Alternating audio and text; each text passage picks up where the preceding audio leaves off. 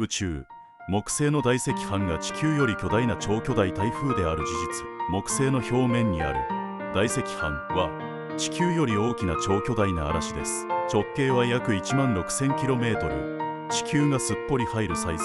最大風速は時速400キロ以上で地球の最強台風をはるかに上回ります。驚くべきはこの嵐が少なくとも300年以上続いていること。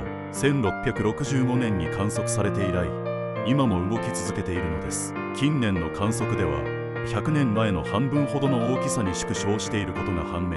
数百年後には消滅するかもしれません。木星の大赤斑は宇宙で最も謎めいた嵐の一つなのです。